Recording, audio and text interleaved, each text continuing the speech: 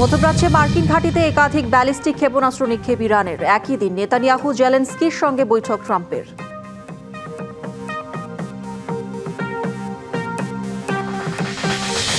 যুক্তরাষ্ট্র সৌদি আরবের যৌথ হামলায় ইরাকে মৃত্যু বেড়ে 20। পিএমএফ এর একাধিক মিলিটারি সদর দপ্তর, সামরিক যান ও যন্ত্রাংশ ক্ষতিগ্রস্ত।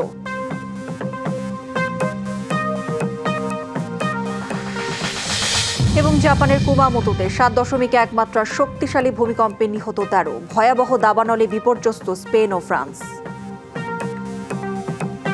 মধ্যপ্রাচ্যে অবস্থিত মার্কিন ঘাঁটি লক্ষ্য করে একাধিক ব্যালিস্টিক ক্ষেপণাস্ত্র ছুড়েছে ইরানের ইসলামিক বিপ্লবী গার্ড। আর সব ক্ষেপণাস্ত্র সফলভাবে প্রতিহত করার দাবি করেছে ওয়াশিংটন। স্থানীয় সময় মঙ্গলবার যুক্তরাষ্ট্রের সেন্ট্রাল কমান্ড সামাজিক যোগাযোগ মাধ্যমে জানায় এটি ছিল মার্কিন বাহিনীর ওপর একটি আকস্মিক হামলার চেষ্টা। ক্ষেপণাস্ত্রগুলো জর্ডানে থাকা একটি মার্কিন ঘাঁটির দিকে ছোড়া হয়েছিল। এদিকে ইরান হুঁশিয়ারি দিয়ে বলেছে হরমুজ প্রণালীর উপর নিজেদের নিয়ন্ত্রণ বজায় রাখতে প্রয়োজনে আবারও যুদ্ধে জড়াতে প্রস্তুত তারা। একই দিনে ওয়াশিংটনে বৈঠক করেন মার্কিন প্রেসিডেন্ট ডোনাল্ড ট্রাম্প ও ইসরায়েলের প্রধানমন্ত্রী বেনিয়ামিন নেতানিয়াহু। হোয়াইট হাউস জানিয়েছে বৈঠকে ইরান সহ আঞ্চলিক নিরাপত্তা পরিস্থিতি নিয়ে ফলপ্রসূ আলোচনা হয়েছে। অন্যদিকে সৌদি আরব জানিয়েছে দেশটির পূর্বাঞ্চলের তেল স্থাপনাকে লক্ষ্য করে ইরান সমর্থিত গোষ্ঠীর ছোড়া কয়েকটি ড্রোন তাদের আকাশ প্রতিরক্ষা ব্যবস্থা ভূপাতিত করেছে। একই দিনে ইউক্রেনের প্রেসিডেন্ট ভলোদিমির জেলেনস্কি ও ইসরায়েলি প্রধানমন্ত্রী বেনিয়ামিন নেতানিয়াহুর সঙ্গে দুটি আলাদা বৈঠক করেছেন মার্কিন প্রেসিডেন্ট ডোনাল্ড ট্রাম্প। হোয়াইট হাউসে বৈঠক শেষে ট্রুথ সোশ্যালের এক পোস্টে ট্রাম্প বলেন বৈঠকটি ইতিবাচক ও ফলপ্রসূ হয়েছে। এদিকে বৈঠক শেষে নেতানিয়াহু জানান ইরানকে কেন্দ্র করে সাম্প্রতিক উত্তেজনা এবং আঞ্চলিক নিরাপত্তা পরিস্থিতি ছিল তাদের বৈঠকের প্রধান আলোচ্য বিষয়। একই সাথে ইরানকে কখনোই পারমাণবিক অস্ত্র অর্জন না করতে দেওয়ার ব্যাপারে দুদেশ একমত বলেও জানান তিনি। অন্যদিকে বৈঠক প্রসঙ্গে ইউক্রেনীয় প্রেসিডেন্ট ভলোদিমির জেলেনস্কি জানান প্রেসিডেন্ট ট্রাম্প ইউক্রেনকে প্যাট্রিয়ট ইন্টারসেপ্টর ক্ষেপণাস্ত্র উৎপাদনের লাইসেন্স দেওয়ার বিষয়ে সম্মতি জানিয়েছেন। এছাড়াও কিয়েভের আকাশ প্রতিরক্ষা আরও শক্তিশালী করতে যুক্তরাষ্ট্রের সহযোগিতা চান তিনি।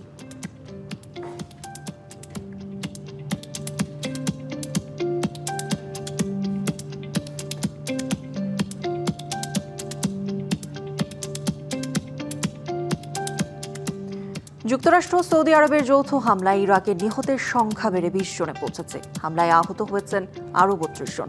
বুধবার ইরাকের paramilitary group Popular Mobilization Force PMF এর বিভিন্ন অবকাঠামো লক্ষ্য করে যৌথ বিমান হামলা চালায় রিয়াদ ও ওয়াশিংটন। এক বার্তায় পিএমএফ জানায় বাগদাদ, ওয়াসিদ, কারবালা সহ আরও কয়েকটি অঞ্চলে তাদের অবকাঠামো লক্ষ্য করে হামলা চালিয়েছে দুদেশ। এতে একাধিক মিলিটারি সদর দপ্তর সহ ব্যাপক ক্ষয়ক্ষতির কথা জানিয়েছে তারা।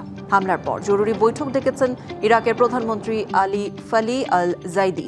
হামলার বিষয়ে মার্কিন সেন্ট্রাল কমান্ড জানায় আইআরজিসির নির্দেশে সৌদির জ্বালানি অবকাঠামোতে হামলা চালায় ইরাক, আর এর জবাব হিসেবেই তাদের ওপর পাল্টা হামলা চালানো হয়েছে।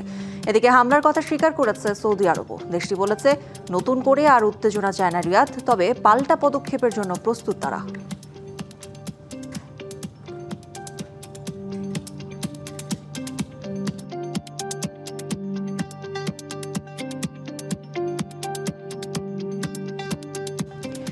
একদিকে রাশিয়া ইউক্রেন সংঘাত, অন্যদিকে মধ্যপ্রাচ্যে ইরান যুক্তরাষ্ট্র উত্তেজনা। সম্পূর্ণ আলাদা এই দুটি যুদ্ধ এবার এক বিন্দুতে মিলতে যাচ্ছে।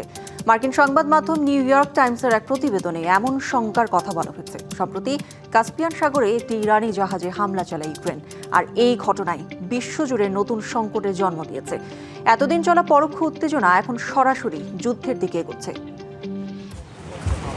গত 25শে জুলাই কাস্পিয়ান সাগরে একটি ইরানি মালবাহী জাহাজে আকস্মিক হামলা চালায় ইউক্রেন। কিয়েভের দাবি জাহাজটি ইরান থেকে রাশিয়ায় সামরিক সরঞ্জাম পরিবহনে ব্যবহৃত হচ্ছিল। তবে এমন অভিযোগ উড়িয়ে দিয়ে তেহরান বলে এটি বাণিজ্যিক জাহাজ এবং হামলায় তাদের এক নাবিক নিহত হয়েছে।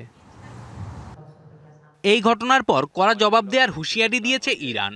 একে জাতিসংঘ সনদের লঙ্ঘন আখ্যা দিয়ে ইরানি পররাষ্ট্রমন্ত্রী অভিযোগ করেন ইউরোপকে মধ্যপ্রাচ্যের যুদ্ধে জড়াতে চায় ইসরায়েল। তবে ইউক্রেন বলছে দীর্ঘদিন ধরে রাশিয়াকে অস্ত্র দিচ্ছে ইরান।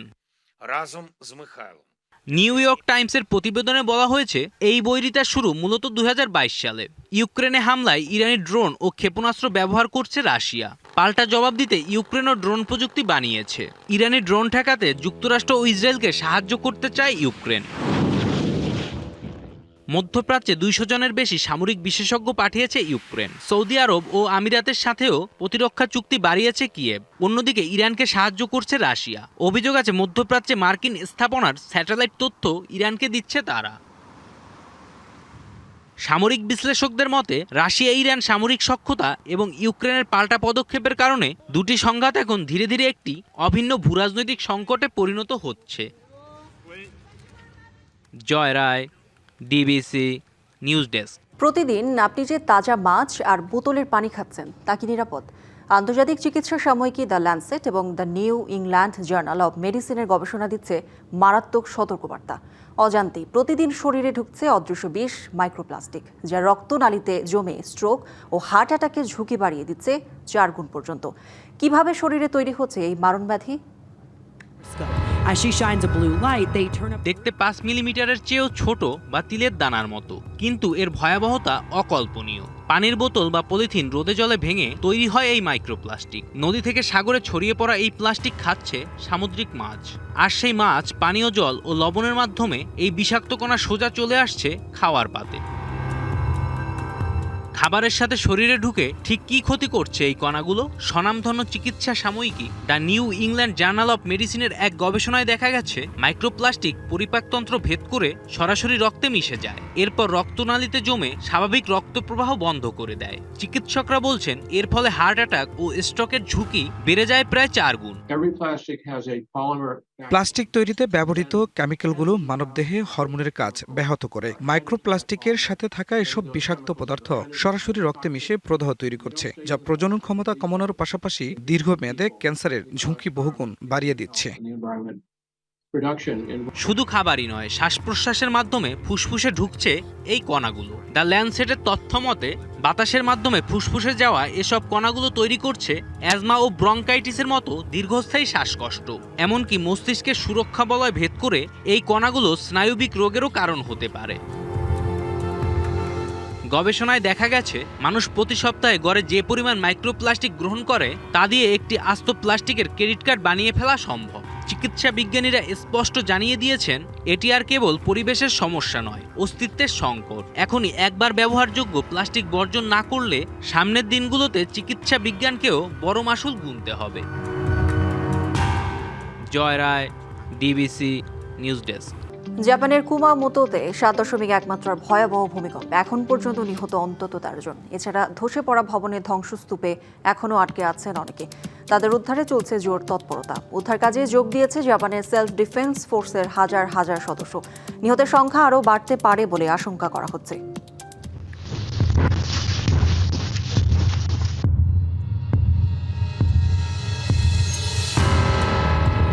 পাখির চোখে দেখা ধ্বংসস্তূপের এই চিত্রটি জাপানের কিউশু দ্বীপের বাড়িঘরের।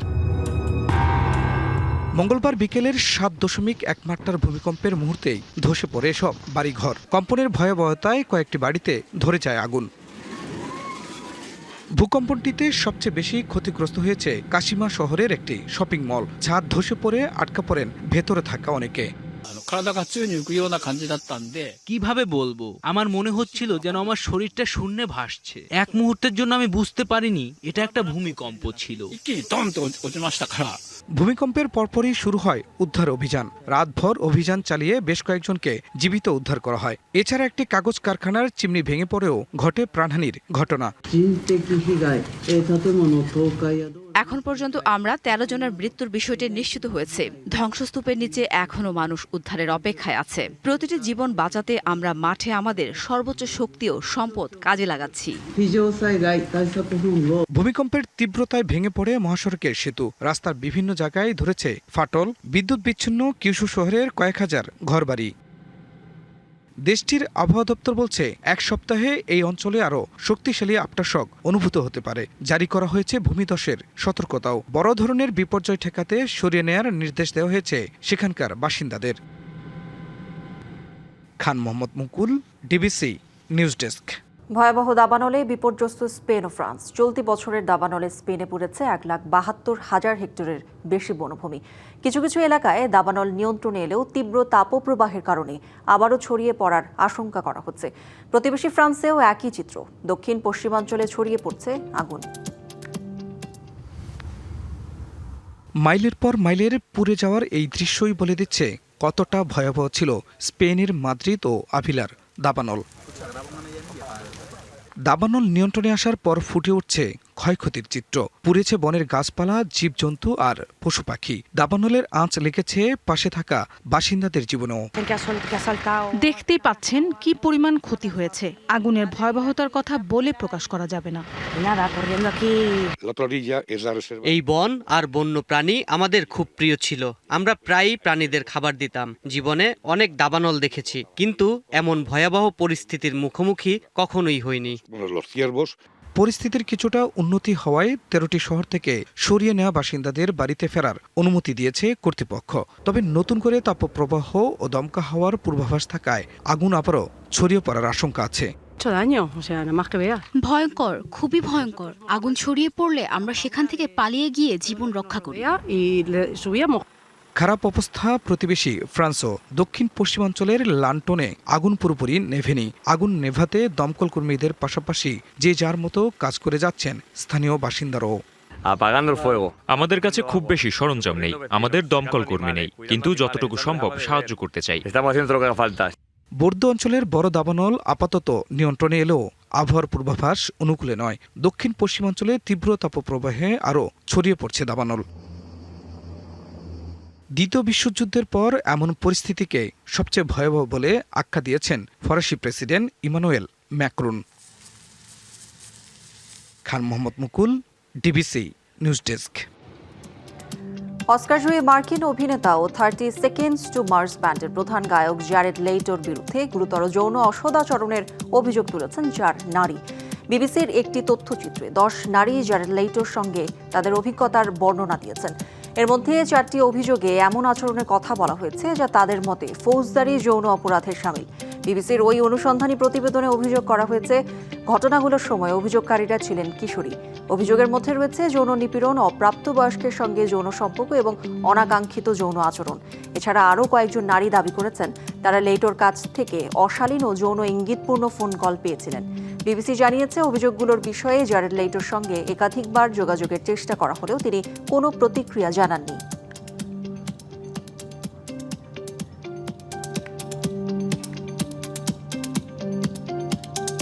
রাশিয়ার ঐতিহাসিক গোল্ডেন রিং অঞ্চলে হয়ে গেল হট এয়ার বেলুন উৎসব।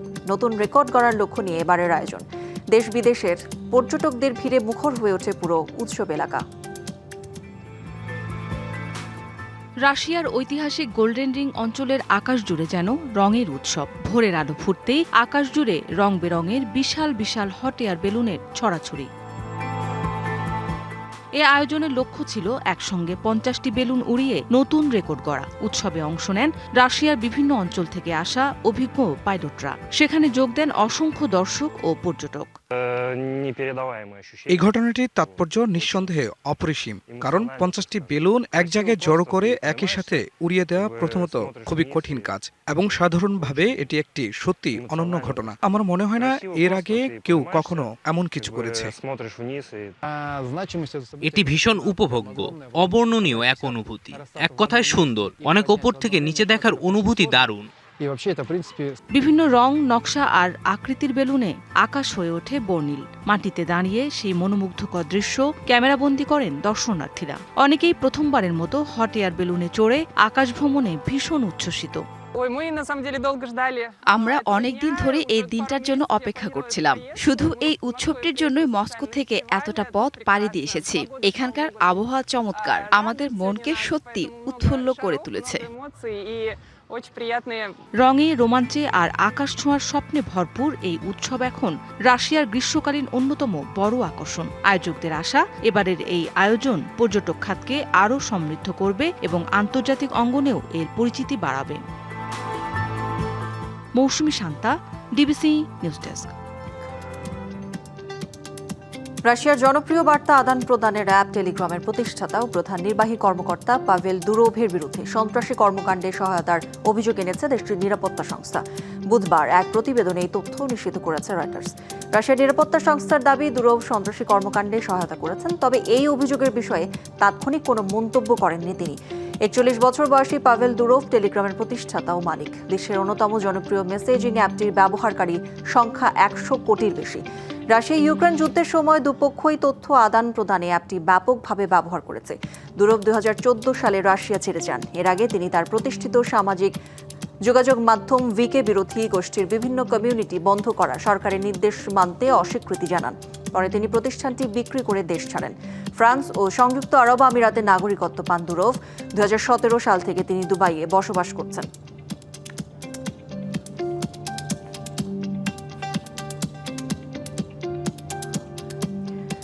সংযুক্ত আরব আমিরাতে ভিসা অটো ক্যান্সেল হওয়া প্রবাসী বাংলাদেশিদের সমস্যা সমাধানে উদ্যোগ নিয়েছে বাংলাদেশ দূতাবাস। দূতাবাস জানিয়েছে এ পর্যন্ত প্রায় 300 জন প্রবাসীর আবেদনের ভিত্তিতে সংশ্লিষ্ট মন্ত্রণালয়ে আবেদন পাঠানো হয়েছে। এছাড়া আরও প্রায় 1400টি আবেদন যাচাই বাছাইয়ের কাজ চলমান রয়েছে। একই সঙ্গে দূতাবাস প্রবাসীদের সতর্ক করে বলেছে, যাদের ভিসা অটো ক্যান্সেল হয়েছে তারা যেন সমস্যা সমাধানের আশ্বাস দিয়ে কোনো ব্যক্তি, দালাল বা প্রতিষ্ঠানের সঙ্গে কোনো ধরনের আর্থিক লেনদেন না করেন। এ ধরনের প্রতারণা থেকে সবাইকে সতর্ক থাকার আহ্বান জানানো হয়েছে। দূতাবাসের পক্ষ থেকে জানানো হয়েছে, ভিসা সংক্রান্ত যে কোনো সমস্যার ক্ষেত্রে প্রবাসীদের সরকারি ও নির্ধারিত প্রক্রিয়া অনুসরণ করে দূতাবাসের সঙ্গে যোগাযোগ করার পরামর্শ দেওয়া হচ্ছে।